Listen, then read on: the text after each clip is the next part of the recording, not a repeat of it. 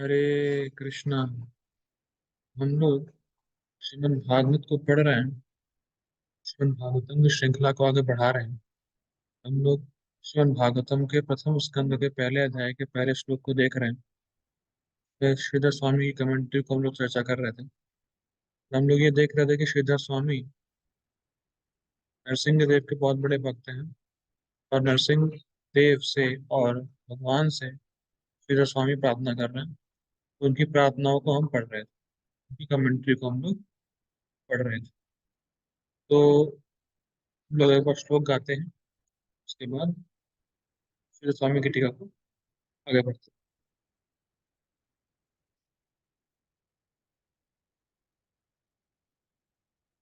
श्लोक पढ़ते हैं। ओम नमो भगवते वासुदेवाय। जन्माद्यस्य यतोऽन्वयादितरतश्चार्थेष्वभिज्ञः स्वराट् तेने ब्रह्महृदयादिकवये मुह्यन्ति यत्सूरयः तेजो वारिमृदां यथा विनिमयो यत्र त्रिसर्गो मृषा धाम्ना स्वेन सदा निरस्तकुहकम् सत्यम परम धीमहि। हम लोग श्रीधर स्वामी कमेंट्री को आगे बढ़ा। तो हम लोगों ने कल ये देखा था कि श्रीधर स्वामी माधवो माधवा ईशौ सर्व सिद्धि विधायिनो वंदे परस्परात्मानो परस्पर नुति प्रियो। तो हम लोग देखे थे कि माधव और उमाधव कृष्ण और शिव जी को प्रणाम करते हुए श्रीधर स्वामी की कमेंट्री को आगे बढ़ा। आगे पढ़ते हैं, यहाँ से आज पढ़ेंगे। संप्रदायोनुरोधेन पौर्वापर्यानुसारतः श्री भागवत भावार्थ दीपिकेयम प्रतन्यते। तो संस्कृत देखिए। संप्रदाय अनुरोधेन, जैसे मैंने संप्रदाय में ज्ञान प्राप्त किया है वैसे मैं प्रसारित वैसे मैं इस कमेंट्री को लिख रहा हूँ। यानी श्रीधर स्वामी अपने मन से कमेंट्री नहीं लिख रहे हैं। कोई भी व्यक्ति शास्त्रों पे अपने मन से नहीं लिख सकता है, क्योंकि मन की एक सीमा होती है और मन भौतिक होता है। जबकि वेदों में जो ज्ञान है वो आध्यात्मिक है। आध्यात्मिक रेंज तक हम अपने भौतिक मन से भौतिक बुद्धि से नहीं पहुंच सकते। तो इसीलिए अपने मन से कोई भी व्यक्ति कमेंट्री नहीं लिख सकता है जब तक वो परंपरा में ना हो। और कोई ये कहता है कि वो अपने मन से कमेंट्री लिख रहा है, परंपरा से नहीं लिख रहा है, तो वो बोगस है और रास्कल। सिंपल शब्दों में श्रीधर स्वामी कह रहे हैं संप्रदाय अनुरोध है ना, मैंने ये ज्ञान संप्रदाय में प्राप्त किया है। पौर्व अपरया अनुसारतः। तो पौर्व और अपर, तो पहले हम लोग इसको इसके ट्रांसलेशन को पढ़ते हैं फिर समझाऊंगा मैं। जैसे जैसा मैंने संप्रदाय में सीखा है और पौर्व अपरिभाव के अनुसार। अब ये क्या होता है समझेंगे। इस श्रीमद् भागवत पुराण की भावार्थ दीपिका नामक टीका का मैं विस्तार करता हूँ। तो देखिए नोट। पौर्व आपर्य भाव, मैंने संपूर्ण श्रीमद् भागवत को पढ़ा है तथा इसमें पूर्व अर्थात पहले और अपर अर्थात बाद के भाग में अर्थ की दृष्टि से पूर्ण सामंजस्य है। सिंह अवलोकन न्याय। इसका मतलब क्या है। सीधा स्वामी कह रहे हैं कि जैसे मैंने परंपरा में ज्ञान प्राप्त किया मैं वैसे ही कमेंट्री लिख रहा हूँ, फर्स्ट पॉइंट। और दूसरा, पूर्व और अपर, पहले और बाद में। इसका मतलब जैसे अगर पहले श्लोक में बोल दिया गया है Krishna is the supreme personality of God head है, तो ऐसा नहीं है कि आगे जाके लास्ट के श्लोकों में कुछ चेंज होगा। ऐसा नहीं है, वो कंटेक्स्ट वही रहने वाला है कि Krishna is the supreme personality of God head, चाहे वो पहला वर्ष हो चाहे आखिरी वर्ष हो, दोनों का सिद्धांत सेम होने वाला है। इसको बोलते हैं सिंह अवलोकन न्याय। जैसे सिंह शेर होता है वो आगे जाता है और धीरे धीरे पीछे देखता है, तो वैसे ही जो बात आगे बोली जा चुकी है, जो सिद्धांत को आगे स्थापित किया जा चुका है, वही बाद में भी स्टैब्लिश होगा या वही सेम चीज बाद में बोली जाएगी। इसीलिए कोई डिफरेंस नहीं है। तो पूर्व और अपर, पूर्व मतलब पहले जो बोला गया और अपर मतलब जो बाद में बोला जाएगा, वो दोनों एक सिद्धांत का हो। बातें अलग अलग हो सकती हैं, तो सिद्धांत एक ही हो। क्या, एक बार श्लोक पढ़ते हैं फिर से। और देखिए, श्री भागवत भावार्थ दीपिकेयम पतन प्रतन्यते। और मैं श्रीमद् भागवत के ऊपर भावार्थ दीपिका नाम की टीका को लिख रहा हूँ। तो श्रीधर स्वामी की श्रीमद् भागवतम पे जो कमेंट्री है उसका नाम है भावार्थ दीपिका। ठीक, आगे पढ़ते हैं।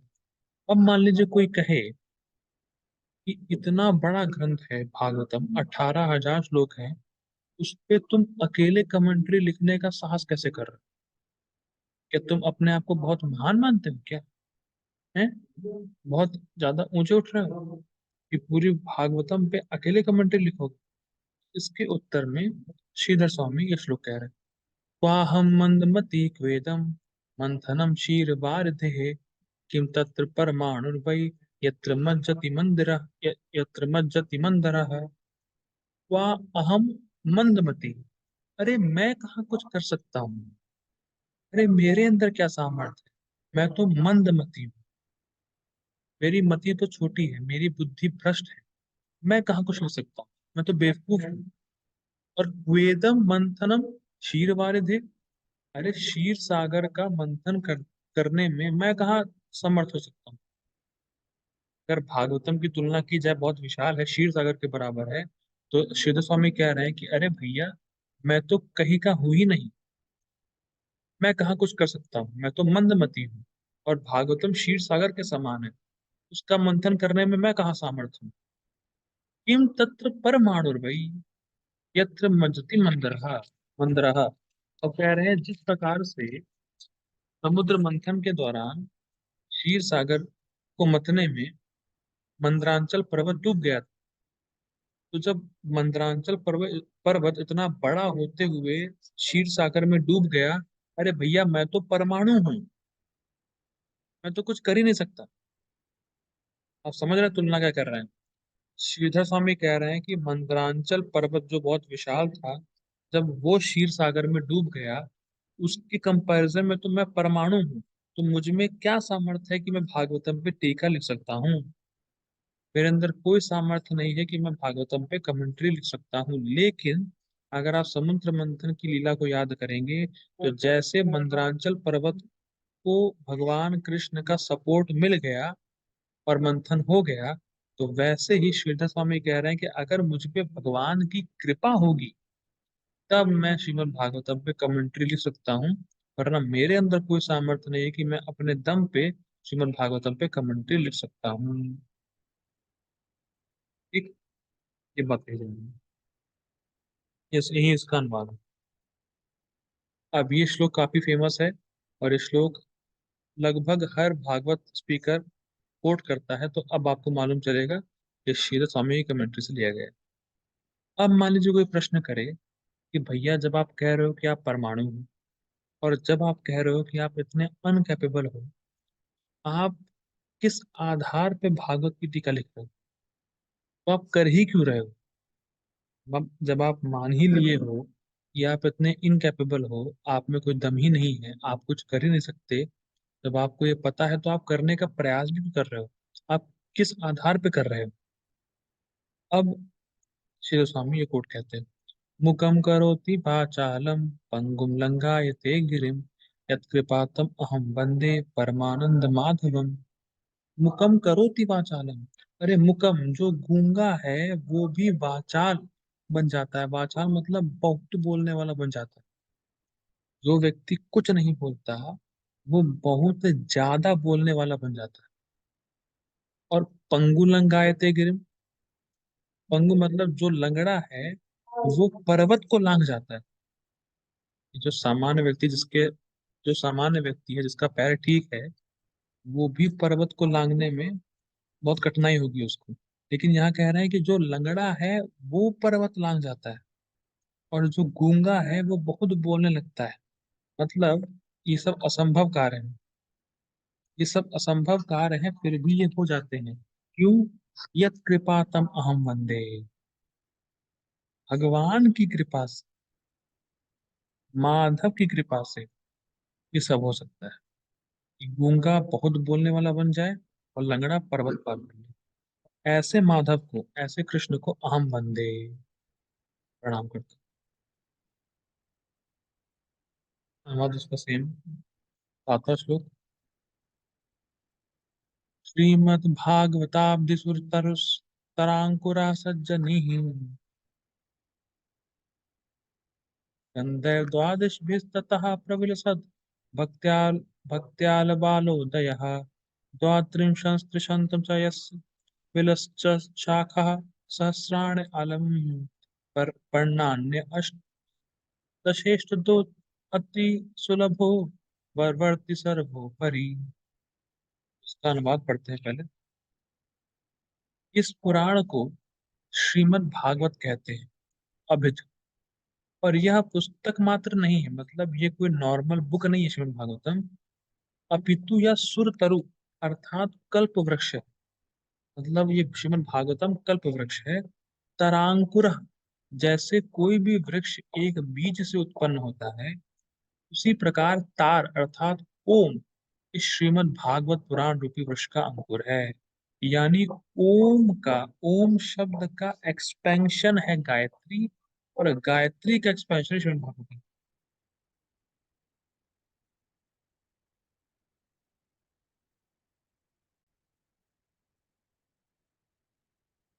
यानी ओम का विस्तार है गायत्री, और गायत्री का विस्तार है श्रीमद् भागवतम। तो श्रीमद् भागवतम का बीज है ओम।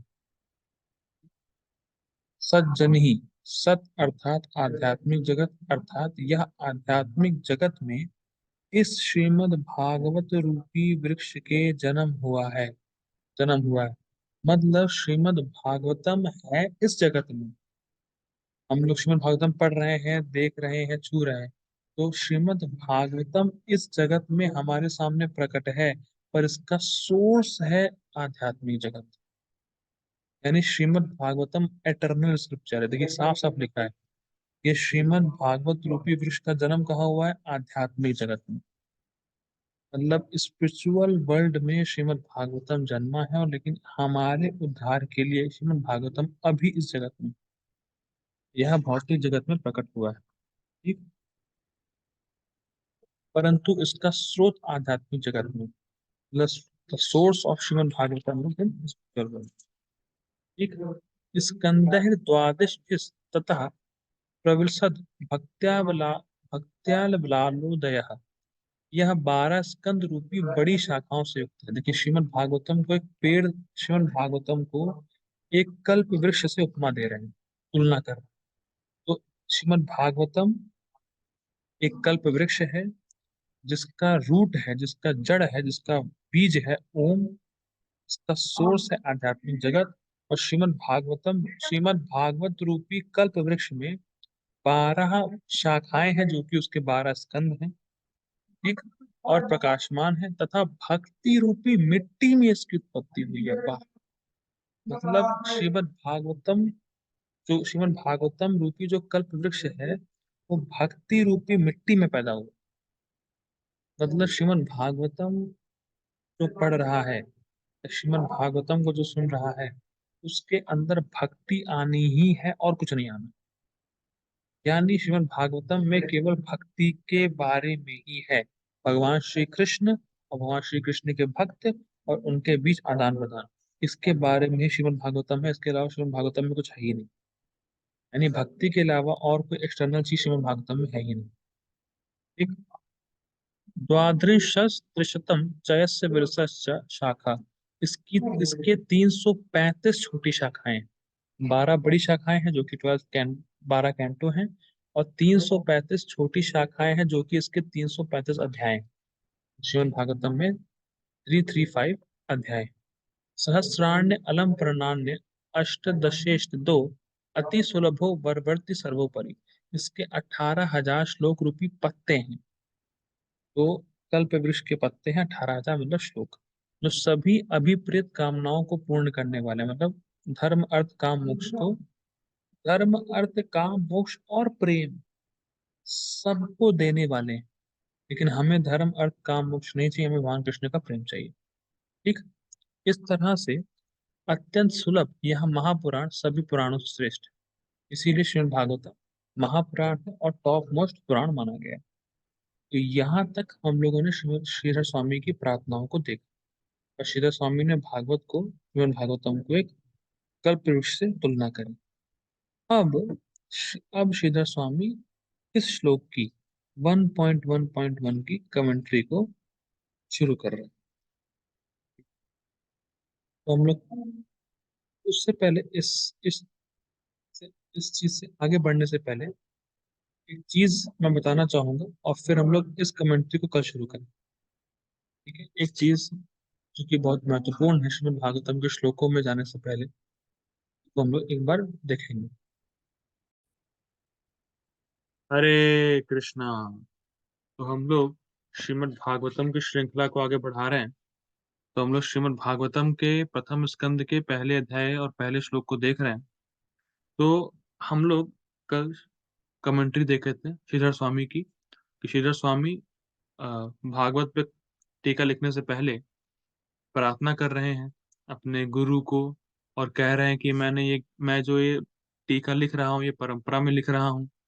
उन्होंने नरसिंह देव को प्रणाम किया, शिव जी को प्रणाम किया, और ये भी यहाँ पे हम लोगों ने देखा कि जब वो भागवत पे टीका लिख रहे थे तब वो काशी में थे, और शिव जी ने अप्रूव की है उनकी टीका को। और जितने भी पूर्ववर्ती आचार्य हैं वो श्रीधर स्वामी की टीका का अनुसरण करते हैं, उन्हीं के अनुगत्य में चलते हैं। तो ये हम लोगों ने कल देखा। आज थोड़ा सा एक नया टॉपिक लेने वाले हैं। इसको बोलते हैं वैदिक लर्निंग प्रोसेस। कि जब हम शास्त्रों को पढ़ते हैं, क्योंकि हम लोग श्रीमद् भागवतम को पढ़ने वाले हैं जो कि सारे समस्त शास्त्रों का सार है, तो जब हम श्रीमद् भागवतम को पढ़ें तो कैसे पढ़ना चाहिए कोई भी शास्त्र, ये हम लोग आज देखने वाले हैं। देखिए, अब आप कहेंगे कि भाई जैसे हम लोग नॉर्मल चीजें पढ़ते हैं, या नॉर्मल स्कूल में पढ़ते हैं, कॉलेज में पढ़ते हैं, तो वैसे ही पढ़ना होगा। नहीं, वैदिक लर्निंग प्रोसेस या शास्त्रों को पढ़ने का तरीका अलग होता है। तो वो क्या तरीका है जिससे हम श्रीमद् भागवतम को पढ़ें तो उसके ज्ञान को हम अपने हृदय में ठहरा पाएं, वो ज्ञान हमारे हृदय में ठहरे और हम उसको अपने जीवन में उतार सके। तो क्या तरीका है ऐसा? तो उसमें 5 पॉइंट है। देखिए, अभी तक जो वेस्टर्न एजुकेशन प्रोसेस हम लोग लेते हुए आ रहे हैं, जो हमारे स्कूल में कॉलेज में चलता है, वो वेस्टर्न एजुकेशन प्रोसेस है। उसमें क्या होता है, उसमें क्या करते हैं हम लोग? पढ़ते हैं, रटते हैं, उगल देते हैं, बस और कुछ नहीं। पढ़ेंगे, रटेंगे, उगल देंगे, मार्क्स लाने हैं, एग्जाम में पास होना है, बस इसलिए पढ़ना है। लेकिन ये शास्त्रों के पठन में और वेस्टर्न एजुकेशन में डिफरेंस है। तो कैसे हम वैदिक नॉलेज को अपने हृदय में धारण कर सकते हैं, ये हम लोग अभी पढ़ने वाले हैं। तो स्वाध्याय, स्वाध्याय का मतलब क्या होता है? स्वाध्याय का मतलब होता है आध्यात्मिक ज्ञान को धारण करना। देखिए, धारण करना और पढ़ने में अंतर है। जैसे आपने पढ़ लिया, किसी को बता दिया, वो अलग चीज है। धारण करने का मतलब है कि वो बातें जो आपने सुनी, जो आपने पढ़ी, उस पे आपने मनन किया, उस पे आपने चिंतन किया, वो बातें आपके हृदय में धस गई, और उस बात को आप अपने आचरण में अप्लाई कर रहे हो, आचरण में दिखा रहे हो। इसको बोलते हैं स्वाध्याय। स्वाध्याय का मतलब हम लोग समझते हैं कि शास्त्रों को पढ़ना। शास्त्रों को पढ़ना स्वाध्याय का एक अंग है। पर स्वाध्याय का मतलब, स्वाध्याय में 5 पॉइंट्स होते हैं। स्वाध्याय में 5 पॉइंट्स होते हैं। तो स्वाध्याय के 5 पॉइंट क्या है, या इन 5 पॉइंट को जब हम अप्लाई करेंगे तब उसको स्वाध्याय बोला जाता है। ठीक। तो स्वाध्याय के 5 पार्ट है। देखिए, कभी कभी लोग कहते हैं, और जनरली लोग ये बोलते ही हैं, कि हम गीता पढ़ते हैं, श्रीमद् भागवतम पढ़ते हैं, पर हमको कुछ याद नहीं रहता। अभी पढ़े और कुछ देर बाद भूल गए, तुरंत ही भूल जाते हैं। तो अगर आप इन 5 पॉइंट्स पे अप्लाई करेंगे जो हम लोग पढ़ने वाले हैं, तो ऐसा नहीं होगा। तो जो आप पढ़ेंगे वो आपको याद रहेगा और आप उसको धारण कर पाएंगे। क्योंकि देखिए प्रायः जो हम लोग एजुकेशन लेते हैं इस जगत में, उससे हमारा कोई जुड़ाव नहीं हो पाता। ये बहुत बड़ी प्रॉब्लम है। जो भी हम वेस्टर्न एजुकेशन लेते हैं, जो भी मॉडर्न एजुकेशन हम लेते हैं, उससे हमारा कोई जुड़ाव नहीं, क्योंकि हम केवल पैसे कमाने के लिए पढ़ते हैं। हमने कॉलेज में फीस दी, हमने स्कूल में फीस दी, तो उस फीस का पे बैक, मतलब वो फीस जो हमने दी है वो इन्वेस्टमेंट वापस आ जाए और हम समाज में पैसे कमा के, भोग करके या पैसे कमा के सुखी हो सके। इसीलिए हम लोग वो एजुकेशन लेते हैं, क्योंकि हमारा कोई जुड़ाव नहीं, हमारा हृदय से कनेक्शन नहीं है उस पढ़ाई से। हम लोग केवल पढ़ते हैं समाज में आगे बढ़ने के लिए या समाज में नाम कमाने के लिए, पैसा कमाने के लिए। पर जो वैदिक ज्ञान है वो ऐसा नहीं है। वैदिक ज्ञान है आपके चरित्र का निर्माण करने के लिए। प्रभुपाद जी बोलते थे, real education is real education means to develop the character. बहुत इंपॉर्टेंट है। आप देखिए समाज में लोग बड़ी बड़ी डिग्री होल्ड करते हैं, बहुत पैसे होते हैं उनके पास, पर कैरेक्टर कुछ नहीं होता। लड़कीबाजी करते हैं और खूब भोग करते हैं। जीवन का लक्ष्य नहीं मानते। ये जीवन का लक्ष्य भोग करना नहीं है, योग करना है। योग मतलब कृष्ण की सेवा करना। तो आप भले ही बहुत पैसा कमा लो, आप भले ही बहुत बड़े आदमी बन जाओ, पर आपका कैरेक्टर नहीं हो पाएगा जब तक आप शास्त्रों का स्वाध्याय नहीं करेंगे। और स्वाध्याय मतलब ये 5 पॉइंट। तो शिक्षा का उद्देश्य ही होता है चरित्र का निर्माण। और श्रीमद् भागवतम इसमें निपुण है, परफेक्ट है। क्योंकि श्रीमद् भागवतम हमें किस ओर लेके जाती है? भगवान का प्रेमी बनने की। By reading Shrimad Bhagavatam, bye hearing Shrimad Bhagavatam, you will become the lover of Krishna. ये जो श्रीमद् भागवतम का ज्ञान है, ये कोई शुष्क ज्ञान नहीं है, मतलब ड्राई स्पेकुलेशन नहीं है। इसको लेने से, श्रीमद् भागवतम को पढ़ने से, स्वाध्याय करने से आप वाकई में कृष्ण के प्रेमी बन सकते हैं। तो हमें श्रीमद् भागवतम के ज्ञान को कैसे लेना है और क्या करना है, देखिए। तो स्वाध्याय के पहलू में 5 सिद्धांत सम्मिलित है। स्वाध्याय में 5 पॉइंट्स। पहला, श्रवणम, सुनना। दैनिक कक्षाएं संचालित की जाती हैं, जिनके अंतर्गत हर एक श्लोक एवं उसके तात्पर्य की चर्चा की जाती है। और क्या हम लोग ये कर रहे हैं? दैनिक कक्षा मतलब डेली क्लास होनी चाहिए, और डेली क्लास में हर एक श्लोक पे चर्चा होनी चाहिए। हर एक श्लोक पे चर्चा होनी चाहिए और हर एक श्लोक के तात्पर्य पे चर्चा होनी चाहिए। देखिए ध्यान दीजिएगा, कोई भी श्लोक स्किप नहीं करना है। कई बार होता है कि लोग जल्दी कोर्स खत्म करने के चक्कर में श्लोक को स्किप कर देते हैं। यहाँ क्या पढ़ रहे हैं? डेली क्लास होनी चाहिए और डेली क्लास में श्लोक होना चाहिए, हर एक श्लोक होना चाहिए, और कनेक्टिंग लिंक होना चाहिए। कल ये श्लोक पढ़ा, उसके अगला वाला श्लोक ये। तो क्या ऐसा कर रहे हैं कि नहीं कर रहे हैं हम लोग? गीता में हम लोगों ने ऐसा किया नहीं किया? हर एक एक श्लोक पे चर्चा करी और हर दिन चर्चा करी। तो ये बहुत इंपॉर्टेंट है। हर दिन क्लास होनी चाहिए और हर दिन क्लास सुनना चाहिए। और ध्यान दीजिएगा, जब आप क्लास में सुनने आए या जब आप क्लास सुन रहे हो, तो आप प्रॉपर एक्टिवेट रहे, मतलब प्रॉपर एक्टिव रहे, थके नहीं हो। क्योंकि थके रहेंगे तो आपको नींद आएगी। क्योंकि श्रीमद् भागवतम में ही बोला गया है कि बुद्धि का भोजन है नींद। अगर आपको बुद्धि से समझना है तो आपकी नींद प्रॉपर होनी चाहिए। तो कई बार मंदिर में होता है कि अरे ठीक है, हम हमें बहुत सेवा थी। ठीक है, सेवा बहुत थी, चलो माना। पर सेवा कर रहे हैं और रेस्ट नहीं ले रहे हैं, तो क्लास में ऑटोमेटिक नींद आएगी ना। आप सेवा करो, पर आप भूलना नहीं चाहिए कि सबसे बड़ी सेवा है श्रीमद् भागवतम का श्रवण।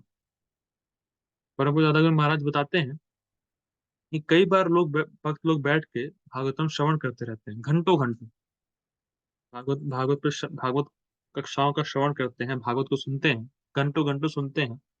तो कई बार लोग भक्त बोलते हैं उन भक्तों को जो श्रवण कर रहे होते हैं कि भाई केवल ज्ञान ही लेते रहोगे कि भक्ति की सेवा भी करोगे, भक्ति भी करोगे? तो महाराज जी बताते हैं कि श्रीमद् भागवतम का श्रवण करना ही भक्ति है, मतलब टॉप मोस्ट भक्ति है। श्रीमद् भागवतम का श्रवण करना टॉप मोस्ट भक्ति। ये कोई ज्ञान नहीं ले, हम श्रीमद् भागवतम को पढ़ के या श्रीमद् भागवतम को सुन के ज्ञान नहीं ले रहे हैं। ये ज्ञान का पार्ट नहीं है, ये अपने आप में भक्ति है। ये बहुत इंपॉर्टेंट है। तो श्रवण सबसे पहला काम क्या होगा स्वाध्याय में? आप सुनोगे। दूसरा, मनन, मननम, स्मरण। तो जो आपने श्रवण किया उसका स्मरण किए, उसका स्मरण करिए कि आपने क्या सुना था, मतलब बेसिकली रिवीजन। जो आज आपने पढ़ा उसको सोच, उसको स्मरण करिए कि अच्छा हाँ, आज मैंने क्लास में ये सुना, क्लास में ये सुना। तो मन को श्रीमद् भागवतम में लगाना चाहिए। और बहुत ध्यान देने वाली बात है कि जब तक, बहुत ध्यान देने वाली बात ये है कि जो आप सुनते हो वो आपको याद रहता है। Does it make sense? जो आप सुनते हो वो आपको याद रहता है। जैसे कई बार, जैसे मुझे याद है, एक डिवोटी थे, वो एक माता जी थी। तो उनकी नई नई शादी हुई थी। तो वो जब नई नई शादी हुई तो उन्होंने पहली बार खाना बनाया, तो जो उनकी सास थी उन्होंने कुछ टोक दिए। तो उनको, ये बात 30-35 साल पुरानी है, तो उनको 30-35 साल पुरानी बात भी आती थी कि मेरी सास ने मुझे ये बोला। तो अगर सुना नहीं होता तो क्या याद रहता? तो सुना था तो याद है। और अगर याद है मतलब आपका मन वहां लगा था। तो जब आप जो सुनेंगे उसका स्मरण करेंगे तो आपका मन भागवतम में लगेगा। और स्मरण करना बहुत इंपॉर्टेंट है। ये नहीं कि फिजिक्स केमिस्ट्री की तरह बस रटा फिर उसके बाद भूल ही गए, कुछ याद ही नहीं। नहीं, श्रवण करो, उसको स्मरण भी करो, ये बार बार याद करो।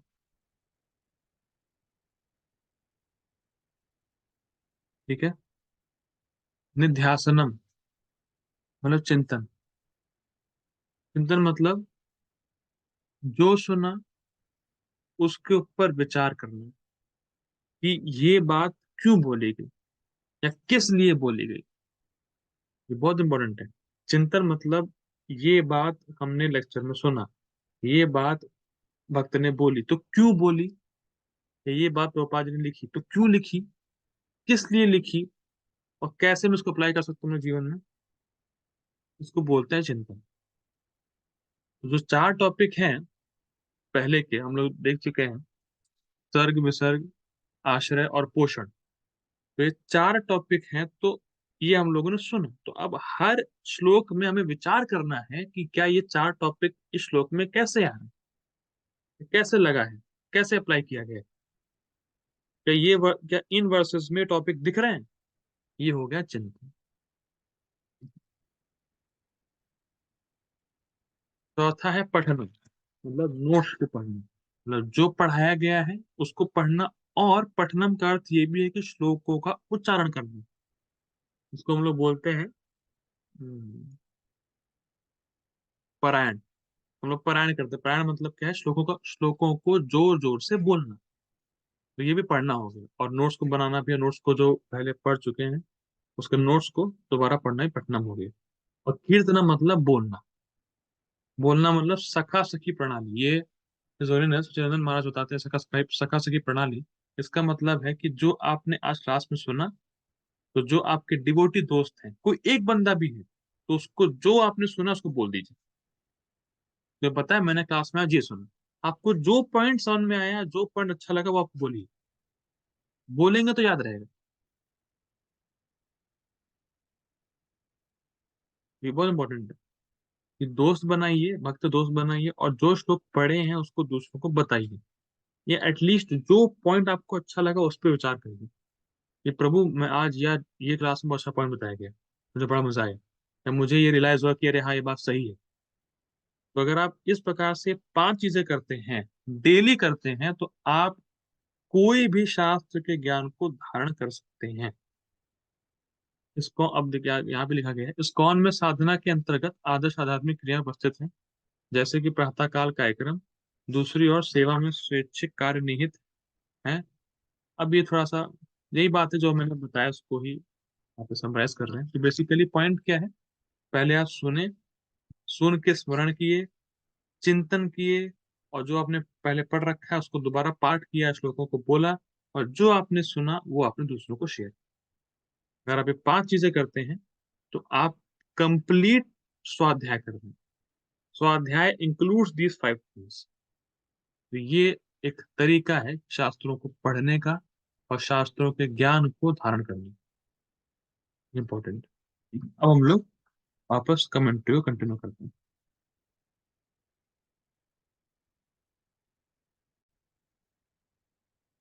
हरे कृष्णा। तो हम लोग अब श्री स्वामी कमेंट्री को देख रहे हैं। ठीक है।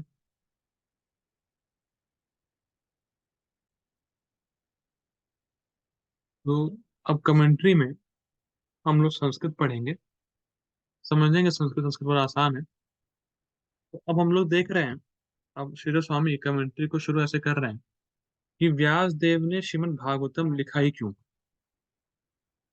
श्रीमद् भागवतम व्यास देव क्यों लिखा, हम लोग ये पढ़ने वाले हैं। अथा नाना पुराण शास्त्र प्रबंधेश्च चित्त प्रसिद्धिम अलभ मानस तत्र तत्रा परितुष्यन् नारोपदेशतः श्रीमद् भगवत गुणानुवर्णन प्रधानम भगवत शास्त्रम परिसुर वेद व्यासस्तत्प्रत्युः निवृत्त्यादि सिद्धये तत् प्रतिपाद्य पर देवतानुस्मरण लक्षणम मंगलम आचरति जन्मादस्येति। बहुत सिंपल है, देखिए। अथ नाना पुराण शास्त्र प्रबंधे चित्त प्रसिद्धिम अलभ मानस। इसका मतलब है, अथ नाना पुराण शास्त्र, बहुत सारे शास्त्रों को लिखने के बाद भी, प्रबंधेश चित्त प्रसिद्धिम, व्यास देव का मन प्रसन्न नहीं हुआ, या व्यास देव को मन की प्रसन्नता या चित्त की प्रसन्नता प्राप्त नहीं हुई। तब क्या हुआ, तत्र तत्रा परितुष्यन नारद उपदेशता श्रीमद् भगवत गुणानुवर्णन प्रधानम भागवत शास्त्रम प्रहिप्सुर। उसके बाद नारद जी के उपदेश से ऐसे भागवत शास्त्र, श्रीमद् भगवत गुणानुवर्णन प्रधान, तो ऐसा भागवत शास्त्र जिसमें भगवान के गुणों का वर्णन प्रधान है, मतलब केवल भागवतम में भगवान के गुणों का ही वर्णन है, तो ऐसे शास्त्र को लिखने की इच्छा व्यास देव के मन में आई नारद जी के उपदेश से। फिर रिपीट कर रहा हूं, बहुत सारे शास्त्र पुराण लिखने के बाद भी व्यास देव को चित्त की प्रसन्नता प्राप्त नहीं हुई। उसके बाद नारद जी ने उपदेश दिया, और नारद जी के उपदेश देने के बाद व्यास देव के मन में ऐसे भागवत शास्त्र को लिखने की इच्छा आई जिसमें भगवान के गुणों का ही वर्णन है, बस कृष्ण के ही गुणों का वर्णन है। ठीक। वेद व्यासस तत्प्रत्यु निवृत्ति आदि सिद्धये तत्प्रतिपाद पर देवता अनुस्मरण लक्षणम मंगलम आचरति। तो ऐसे शास्त्र लिखने में, यानी भागवत को लिखने में प्रत्युह निवृत्ति, प्रत्युह मतलब कोई बाधा ना आ जाए, क्योंकि ये कहावत कहावत नहीं कहेंगे, एक शास्त्रों में एक श्लोक है, श्रेयांसी बहुविघ्नानि, कि आप कोई भी श्रेय का कार्य करते हैं, कोई भी धर्म का कार्य आप करने आगे बढ़ेंगे तो बहुत परेशानियां। तो व्यासदेव ये कर रहे हैं कि व्यासदेव भागवत को लिखने जा रहे हैं, और भागवत को लिखने में कोई परेशानी, कोई बाधा ना आए, उसकी निवृत्ति के लिए, उसकी निवृत्ति के लिए तत्प्रतिपाद्य पर देवतानुस्मरण लक्षणम, जो इस श्रीमद् भागवत के द्वारा पूजित देवता है, पर देवता यानी भगवान कृष्ण, इस श्रीमद् भागवतम में केवल कृष्ण के बारे में ही है। तो इस श्रीमद् भागवतम के द्वारा जिसका, इस श्रीमद् भागवतम के द्वारा जिसकी बात की गई है, जिस देवता की, देवता मतलब भगवान श्री कृष्ण की बात की गई है, उसका स्मरण करते हुए, अनुस्मरण, उनका स्मरण करते हुए लक्षणम मंगलम आचरति, मंगलाचरण कर रहे हैं। ठीक। और मंगलाचरण कर कैसे रहे हैं? जन्माद अस येति, जन्मादि अस्य श्लोक से, जो कि 1.1.1 है। ठीक, तो मैं एक बार फिर से पढ़ लेता हूँ ट्रांसलेशन, क्योंकि शायद मेरी बात शायद ना सुन में आई हो, लेकिन ये इसका ट्रांसलेशन है। अनेक पुराण शास्त्रों के प्रणयन के द्वारा चित्त की शांति नहीं प्राप्त कर सकने के कारण असंतुष्ट महर्षि बादरायण ने, बादरायण मतलब वेद व्यास जी ने, नारद जी के उपदेश को प्राप्त करके श्री भगवान के गुणों का जिसमें प्रधान रूप से वर्णन किया गया है, ऐसे भागवत शास्त्र को प्रारंभ करने की इच्छा से उसकी रचना में संभावित विघ्नों के विनाश के लिए इस ग्रंथ के प्रतिपाद्य परा देवता का स्मरण रूपी मंगलाचरण जन्माद्यस इत्यादि श्लोक से महर्षि व्यास करते हैं, जो मैंने बताया सेम वैसे। ठीक, अब पढ़ते हैं आगे। परम परमेश्वरम धीमहि ध्यायते लिणि छांदसम ध्यायमेत्य अर्था बहुवचनम शिष्याभिप्रायम तम एव स्वरूप लक्षणाभ्याम उपलक्ष्यति। क्या मतलब है? देखिए, अब यहाँ पे जैसे हम लोग क्या करते थे, जैसे हम लोग लिखते थे मैथ्स में a+b = c, या a=b, यानी c=a। तो यहाँ पे जो कमेंट्री लिखते हैं, तो यहाँ पे एक वर्ड लिखते हैं जो कि श्लोक में आया रहता है, उसके जस्ट बाद उसका क्या मतलब है लिखते हैं। जैसे परम परमेश्वर, परमम परमेश्वरम, तो मतलब परमम, ये श्लोक में आया शब्द है, इसका मतलब परमेश्वरम। This is equal to this, ऐसे लिखते हैं। देखिए, जैसे आया है श्लोक में सत्यम परम धीमहि, तो सत्यम परम में परम का अर्थ क्या है? तो यहाँ पे बताया जा रहा है परमम परमेश्वरम, यानी परमम, जो कि जो श्रीमद् भागवतम के 1.1 के श्लोक में जो सत्यम परम धीमहि लास्ट लाइन है, उसमें जो परम शब्द है उसका अर्थ परमेश्वरम है। परमेश्वर यानी जो सभी के कंट्रोलर हैं, उनको कंट्रोल करने वाला कोई नहीं, इसको बोलते हैं परमेश्वर। ईश्वर मतलब कंट्रोलर, हम सभी कंट्रोल करते हैं कुछ ना कुछ, पर कोई ऐसा व्यक्ति जिसको, जो सबको कंट्रोल करे और जिसको कोई कंट्रोल ना करे, वो कृष्ण है, परमेश्वर।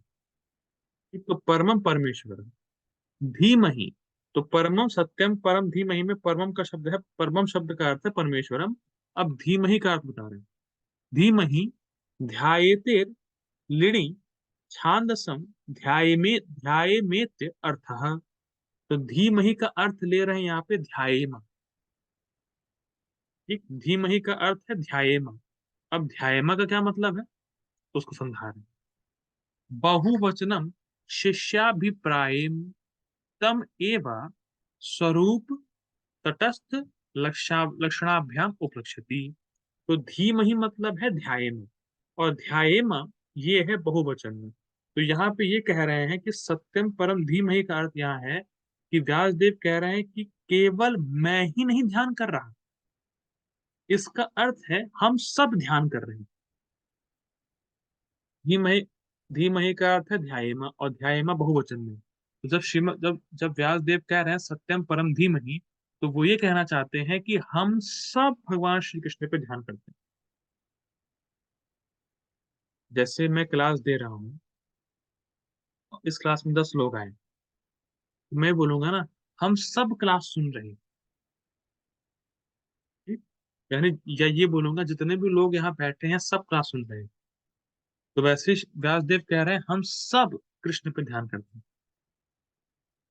बहुत सुंदर बात बोल रहे हैं, बहुवचनम शिष्याभिप्रायम। तो व्यासदेव कह रहे हैं कि मैं तो ध्यान कर ही रहा हूं कृष्ण पे, मेरे जितने भी शिष्य पहले थे, अभी हैं, और बाद में रहेंगे, वो सब भगवान श्री कृष्ण पे ध्यान करते हैं। क्या आप ये मानते हैं कि आप व्यासदेव के शिष्य हैं? बिल्कुल, क्योंकि जो भी हम शास्त्र पढ़ रहे हैं व्यासदेव ने लिखे हैं, तो व्यासदेव हमारे गुरु हैं ही।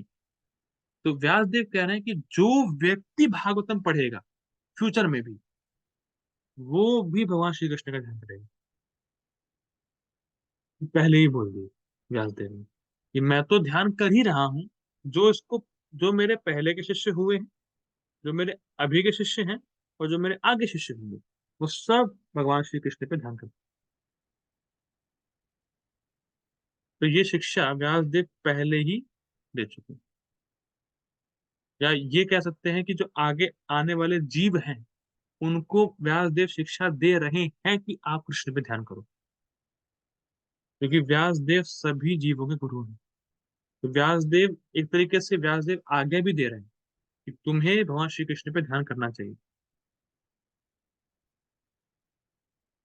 जैसे महाराज जी बताते हैं, यादव महाराज जी, कि ऐसा नहीं कि केवल अकेले अकेले नमाज पढ़ रहे हैं। महाराज जी बताते हैं कि जब भी कोई व्यक्ति अ, कृष्ण की भक्ति करे तो सबके साथ करना चाहिए, मिल के साथ, मिल के करना चाहिए सबके साथ।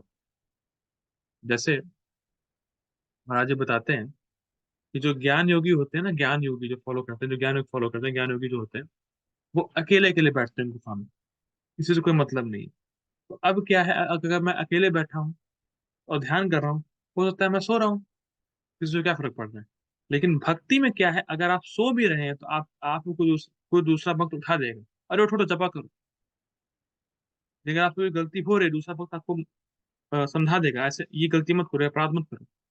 तो सब साथ मिलकर चलते हैं, साथ मिलकर चलते हैं भक्ति में। तो इसीलिए व्यासदेव बता रहे हैं कि सबको साथ मिलकर कृष्ण का ध्यान करना है। अगर आप गृहस्थ हैं तो सब लोग आकर भगवान की सेवा करें, भगवान की भक्ति करें। ठीक। यानी जैसे जैसे बहुत सिंपल है। अगर आप देखें मंगल आरती में, तो मंगल आरती में सब लोग साथ मिलके आते हैं, सब लोग साथ में आते हैं भगवान के दर्शन करने के लिए, तो एक अलग ही आनंद आता है। या जब कभी क्लास होती है भागवतम की, सब लोग साथ मिलकर सुनते हैं, तो अच्छा लगता है। अब ये हो गया सत्यम परम धीमहि का अर्थ। अब बता रहे हैं कि पहले श्लोक में क्या है। व्यास देव और श्रीधर स्वामी ये बता रहे हैं कि पहले श्लोक में किसके बारे में वर्णन है, क्या चीज वर्णन है। तो बता रहे हैं तम एवा, पहले श्लोक में स्वरूप तटस्थ लक्षणाभ्याम उपलक्ष्यति। ये पहले श्लोक में भगवान श्री कृष्ण के स्वरूप लक्षण और तटस्थ लक्षण का वर्णन है, जो कि हम लोग पहले ही देख चुके हैं। ठीक है, आगे पढ़ते हैं इसको। परम शब्द परमेश्वर का बोधक है, मैं समझा दिया था। उन परमेश्वर का हम धीमहि अर्थात ध्यान करते हैं, हम सब ध्यान करते हैं, अकेले नहीं। ध्येय चिंतायाम धातु का लिंग लकार में छांदस रूप धीमहि पद है। बहुत टेक्निकल ग्रामर है, इसको मुझे पता नहीं। इस सिंपल लेकिन क्या अर्थ है, इसका अर्थ है ध्याये मां, हम सभी ध्यान करें। ठीक। शिष्यों के बहुत्व के अभिप्राय से महर्षि बादरायण बहुवचनांत प्रयोग करते हैं, मतलब सारे लोग। तमेव इत्यादि उन परमेश्वर का इस श्लोक में, मतलब 1.1.1 में स्वरूप लक्षण और तटस्थ लक्षण बतलाया गया है।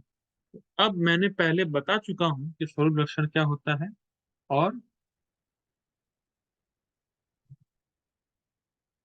स्वरूप लक्षण क्या होता है और तटस्थ लक्षण क्या होता है, ये मैंने पहले बता दिया। लेकिन फिर भी हम लोग एक बार फिर देखेंगे चेतन चैतामृत से। ठीक है। तो देखिए, जब मैं ऐसी बात करता हूँ ना, स्वरूप लक्षण है या तटस्थ लक्षण है, तो लोगों को लगता है कि शायद मैं बहुत हाई लेवल बात कर रहा हूँ।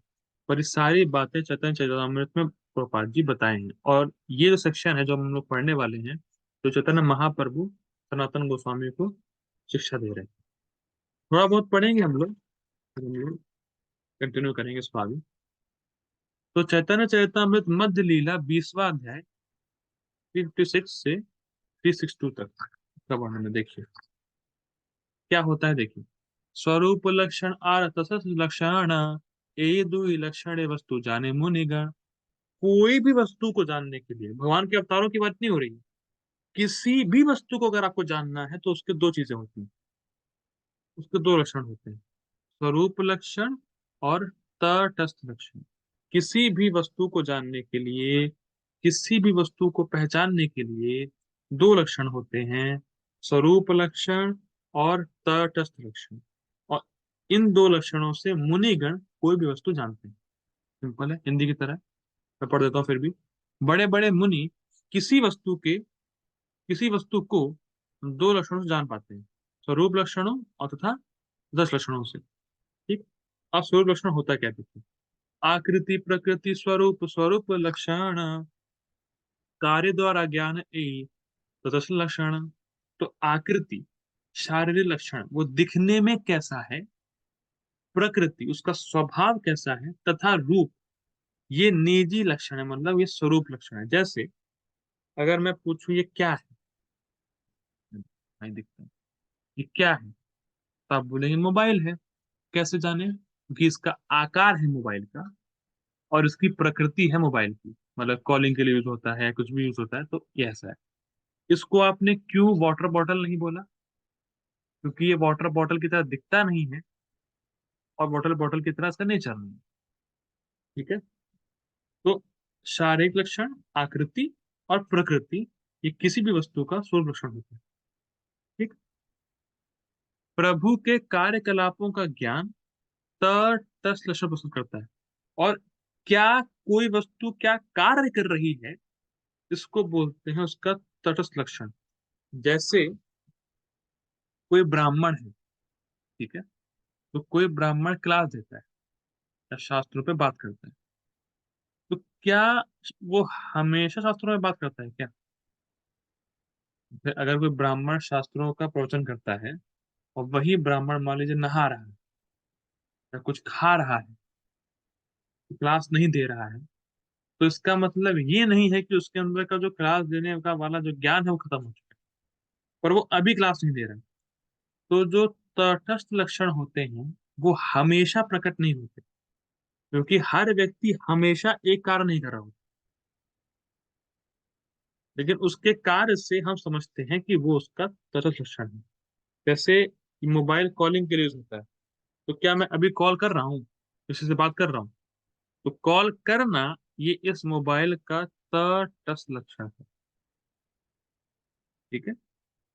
यानी अगर इस श्लोक की बात की जाए तो इस श्लोक में सत्यम परम धीमहि ये भगवान श्री कृष्ण का स्वरूप लक्षण है, और जन्मादि यस्यता से लेके जो आगे जो श्लोक कंटिन्यू होता है वो भगवान का तटस्थ लक्षण। ठीक।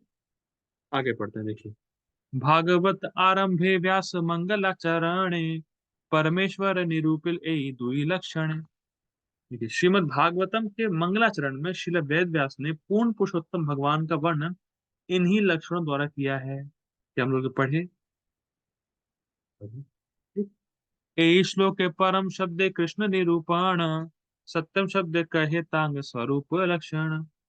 श्रीमद् भागवतम के इस मंगलाचरण में परम शब्द पूर्ण पुरुषोत्तम भगवान कृष्ण का सूचक है। अब हम लोगों ने क्या पढ़ा, परमम परमेश्वर, कि परम शब्द परमेश्वर के लिए, और परमेश्वर मतलब जिसको कोई कंट्रोल ना कर पाए और जो सबको कंट्रोल करे, वो कौन है? कृष्ण है। यानी परम शब्द कृष्ण को बता रहा है। और सत्यम शब्द उनके स्वरूप लक्षणों को बतलाता है, कि भगवान सत्यचित आनंद है, जो भगवान का स्वरूप लक्षण है। ठीक है। विश्व सृष्टि आदि कैला, वेद ब्रह्मा के पढ़ाईला, अर्थाभिज्ञता स्वरूप शक्ति माया दूर कैला। अब देखिए, विश्व की सृष्टि आदि करना मतलब विश्व की सृष्टि, मेंटेनेंस और संहार करना, ये भगवान का तटस्थ लक्षण है, क्योंकि भगवान हमेशा सृष्टि नहीं कर रहे हैं। ठीक। तो भगवान ने इस जगत की सृष्टि की, मेंटेनेंस किया, उसको उसको डिस्ट्रॉय किया, क्या करते हैं, ये भगवान का एक कार्य है, यानी तटस्थ लक्षण है। ब्रह्मा के पढ़ाईला, ब्रह्मा जी को वेद का ज्ञान दिया। तेने ब्रह्म हृदय आदि कवि, भगवान का कार्य है। भगवान हमेशा ब्रह्मा को ज्ञान नहीं दे रहे होते। ठीक है। अर्थाभिज्ञता, भगवान सब कुछ जानते हैं, ये भी एक है। और स्वरूप शक्ति माया दूर कैला, अ, निरस्त कुहकम, तो भगवान माया को दूर करे रहते हैं, कार्य है भगवान का। इसी श्लोक में यह भी कहा गया है कि भगवान इस विराट जगत के सृष्टा, पालक तथा संहारक हैं, और उन्होंने ब्रह्मा को वेदों का ज्ञान प्रदान करके ब्रह्मांड की रचना करने के लिए प्रेरित किया। यह भी कहा गया है कि भगवान को पूर्ण प्रत्यक्ष तथा अप्रत्यक्ष ज्ञान है। वे भूत, वर्तमान तथा भविष्य को जानने वाले हैं, और उनकी निजी शक्ति माया से अलग है। ठीक है। यही सब कार्य तंग तटस्थ लक्षण, अन्य अवतार ए छे जाने मुनि गण। ये सारे कार्यकलाप ही उनके तटस्थ लक्षण हैं। महान मुनि लोग स्वरूप तथा लक्षणों के संकेतों से ही पूर्ण पुरुषोत्तम भगवान के अवतारों को जान पाते हैं। मतलब भगवान के कौन भगवान का अवतार है ये, तो इसके लिए स्वरूप लक्षण और तटस्थ लक्षणों को पहचानना होगा, तो उनसे ही जान पाते हैं।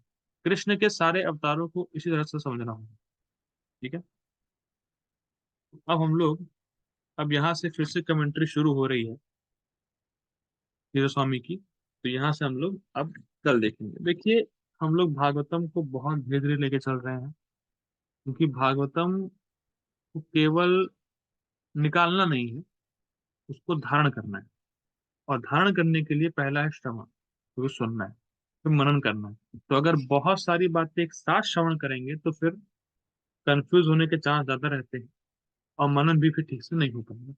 तो धीरे धीरे चलेंगे, कृष्ण की कृपा से, प्रभुपाद जी की कृपा से, शिक्षा गुरुओं की कृपा से। इतना सामर्थ्य होगा, इतना समय का अवेलेबिलिटी होगी, तो मैं रोज क्लास करने का ट्राई करूंगा, क्योंकि इस समय मैं थोड़ा सा बिजी चल रहा हूँ। तो कुछ कारणवश तो क्लास रोज नहीं हो पाई, लेकिन मैं ट्राई करूंगा रोज क्लास करने का। और जल्दी से जल्दी श्रीमद् भागवतम को हम लोग एक फ्लो में लेके आएंगे, मजा आएगा। तब तक के लिए श्री प्रभुपाद की जय। हरे कृष्ण।